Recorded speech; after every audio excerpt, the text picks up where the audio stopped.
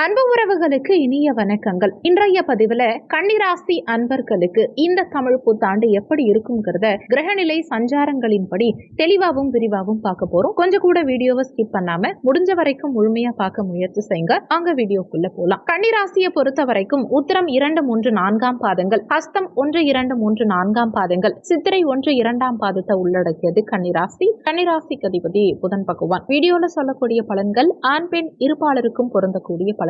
கன்னிராசி அன்பர்கள் 1.5 ஆண்டு காலமா நான் பட்ட கஷ்டங்களை வெளியில சொல்ல முடியாது, அந்த அளவுக்கு போராட்டம், அவ்வளவு கஷ்டம், மன அழுத்தம், வேலையை விட்டுட்டு கூட வீட்டுல சும்மா உட்காரக்கூடிய சூழ்நிலை எல்லாம் வந்துடுச்சு.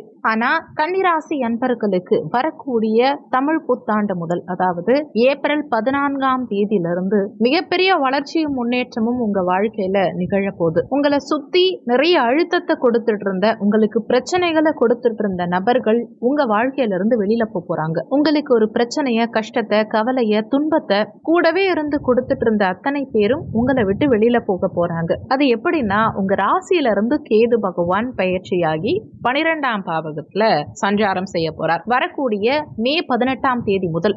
எப்பவுமே கேது ராசியில வந்தமரும் போது ஒரு முன்னேற்றமே இருக்காது, எதிலுமே மந்தமான நிலை இருக்கும். நம்மளால முழுமையா எதிலுமே சிறப்பா சிந்திக்க முடியாது, யோசிக்க முடியாது. எல்லாமே ஒரு பிரச்சனைக்குரிய நிலையில போற மாதிரியே இருக்கும். கன்னிராசி அன்பர்கள் கடந்த 1.5 ஆண்டு காலகட்டம் அப்படிதான் இருந்தீங்க. ரொம்ப மன அழுத்தம், அம்மாக்கும் உடல் ரீதியான பிரச்சனை ஏற்பட்டிருக்கும், அம்மாவுக்கு ஏற்படலன்னா உங்களுக்கு அதிகப்படியான பிரச்சனை ஏற்பட்டிருக்கும், போராட்டமான ஒரு நிலையை சந்திச்சிருப்பீங்க. மனசை விட்டு வெளியில ஒரு பிரச்சனையை சொல்ல முடியாத அளவுக்கு அவ்வளவு பிரச்சனைகள் இருந்திருக்கும். தப்பே செய்யாம தப்பு பண்ண மாதிரி உங்களை சுட்டி காட்டி இருப்பாங்க. வேலையில ரொம்ப பிரச்சனை வந்திருக்கும். இடம் விட்டு இடம் மாறினாலும் தொல்லை, இடம் மாறலனாலும் தொல்லை. அப்படிப்பட்ட பிரச்சனைகளை நீங்க ஃபேஸ் பண்ணியிருப்பீங்க. ஆனா இது கோச்சார பலன்கள் தான். உங்க சுய ஜாதகத்துல தசாபுத்தி சிறப்பா இருந்தா இந்த அளவுக்கு பெரிய பிரச்சனைகளை மேக்சிமம் ஃபேஸ் பண்ணியிருக்க மாட்டீங்க. இதை தாண்டி உங்களுக்கு பிரச்சனைகள் வருது அப்படின்னா கோச்சாரம் ரொம்ப பெரிய அளவுல தாக்கத்தை கண்டிப்பா ஏற்படுத்தாது. உங்க சுய ஜாதகத்துல தசாபுத்தி சரியில்லை அப்படிங்கறத நீங்க புரிஞ்சுக்கணும். அதாவது சுயஜாதகமும் கடந்த காலகட்டங்கள்ல சரியில்லாம, தசாபுத்தி சரியில்லாம இருந்திருந்தா உங்களுக்கு கடந்த 1.5 ஆண்டு காலகட்டம் மிக மோசமான நிலையில இருந்திருக்கும். அந்த அளவுக்கு ஒரு லாக்கை எல்லாம் உடைக்கக்கூடிய ஒரு அற்புதமான காலகட்டம் இந்த தமிழ் புத்தாண்டு முதல் கிரகநிலைகள் கொடுக்க போறாங்க. மிகப்பெரிய மாற்றங்கள் கிடைக்க போது, குடும்ப ஒற்றுமை சிறப்பா இருக்க போது, குடும்பம் எங்கன்னு தெரியாம ரோட்டில் சுற்றி வரக்கூடிய கன்னிராசி அன்பர்கள் குடும்பத்தாரோட மீண்டும் ஒன்றிணைவாங்க. குடும்பத்தாரை விட்டு பிரிஞ்சு தனிச்சு இருக்கக்கூடிய கன்னிராசி அன்பர்கள் மீண்டும் குடும்பத்தாரோட இணைந்து மகிழ்ச்சியா வாழக்கூடிய அமைப்பு இருக்கும். என் மனைவி என்னை விட்டு போயிட்டாங்க, நான் உண்மையா பாசமா இருந்தேன், ஆனா என் கணவன் என்னை விட்டு போயிட்டாங்க, என் மனைவி என்னை விட்டு போயிட்டாங்க அப்படின்னு ஃபீல் பண்ணிட்டு இருந்த கன்னிராசி அன்பர்களுக்கு உங்க அன்பை உங்க வாழ்க்கை துணை புரிஞ்சுக்கிட்டு மீண்டும் உங்களை தேடி வரக்கூடிய வாய்ப்பு சிறப்பா இருக்கும். இல்ல நீங்க வார்த்தைகளால உங்க மனைவியையோ கணவனையோ ரொம்ப காயப்படுத்தி இருந்தீங்க, ரொம்ப கஷ்டப்படுத்தி இருந்தீங்க அப்படின்னா இனிமே அதை நீங்க செய்ய மாட்டீங்க. அதை நீங்களே அவங்க கிட்ட சொல்லி, அவங்க கிட்ட மன்னிப்பு கேட்டு அவங்களோட மீண்டும் பேச ஆரம்பிப்பீங்க. ஏன்னா அந்த கேது உங்க லக்னத்திலேயே அமர்ந்து நிறைய பேச்சு, ஏடாகுடமான பேச்சு சில நேரங்கள்ல உங்களுக்கு கொடுத்திருப்பார். உங்களை மீறி, உங்களை அறியாம சில நேரங்கள்ல வார்த்தை விட்டுருப்பீங்க. 7ஆம் இடத்துல ராகு இருந்தார், சொல்லவா வேணும்? கணவன் மனைவிக்குள்ள பிரச்சனைக்கு பஞ்சமா என்ன, அவ்வளோ பிரச்சனைகளை கொடுத்திருப்பார். நீங்களும் சில நேரங்கள்ல உணர்ச்சி வசப்பட்டு பேசி அதை அவங்க பெருசா எடுத்துக்கிட்டு உங்களை விட்டுட்டு போயிருந்திருக்கலாம். இல்ல உங்ககிட்ட கோவப்பட்டுக்கிட்டு அவங்க தனிச்சு இருக்கலாம். இல்லனா நீங்க அவங்க மேல வச்ச உண்மையான அன்பு அவங்களுக்கு பெருசா தெரிஞ்சிருக்காது.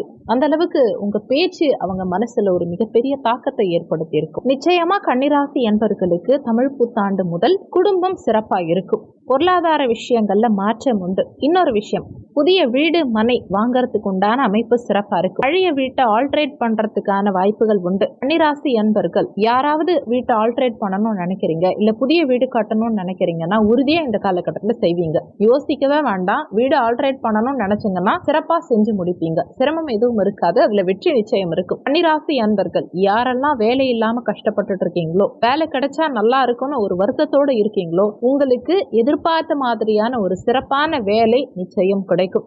வெளிநாட்டு யோகம் மிக பிரமாதமா இருக்கு. இந்த காலகட்டத்துல வெளிநாட்டுல போய் வேலை பார்க்கறதுக்கு உண்டான அமைப்பு உண்டு. வெளி மாநிலங்களுக்கு சென்று வேலை பார்க்கறதுக்கு உண்டான அமைப்பு உண்டு. கன்னிராசியில திரை சார்ந்த ஃபீல்டில் இருக்கவங்க, சினி ஃபீல்டில் இருக்கவங்களுக்கு யாரெல்லாம் ஒரு மதிப்பு மரியாதை எனக்கு ப்ராப்பர் ரெகக்னைஸ் கிடைக்கல, அங்கீகாரம் கிடைக்கல அப்படின்னு எதிர்பார்த்துட்டு இருக்கீங்களோ, உங்களுக்கெல்லாம் இனி ஒரு ராஜ யோகம் கிடைச்சிருச்சுன்னே சொல்லணும். மிகப்பெரிய முன்னேற்றம் நிச்சயம் இருக்கும். குடும்ப ஒற்றுமை சிறப்பா இருக்கும். இதுல எந்த விஷயங்கள்ல நீங்க இந்த காலகட்டத்துல கொஞ்சம் கவனமா இருக்கணும் அப்படின்னா, தற்பெருமையை கொஞ்சம் தவிர்த்துக்கணும். பெரிய அளவுல தற்பெருமை உங்களுக்கு வேண்டாம். நான் யாரு தெரியுமா, நான் இவ்வளவு பெரிய ஆள் தெரியுமா, நான் நினைச்சா நான் என்ன பண்ணுவேன் தெரியுமா அப்படின்னு யாருக்கிட்டையும் சொல்லாதீங்க. ஒரு விஷயம் உங்களால முடியும் அப்படின்னா நீங்க அதை செயல்படுத்தி காட்டுங்க. யாருக்கிட்டையும் வெளிப்படையா சொல்ல வேண்டாம். அதே மாதிரி மத்தவங்க கிட்ட நீங்க பெருசா பில்டப் பண்ண வேண்டாம். எதுக்காகன்னா, சனி பகவான் உங்க ராசியை பார்க்கிறார். கலத்திர ஸ்தானத்துல அமர்ந்து சனி தன்னுடைய 7ஆம் பார்வையா, சமசப்தம பார்வையா உங்க ராசியவே பார்க்கிறார். சனி பகவான் பார்வை படுமிடம் சில கெடுபலன்களை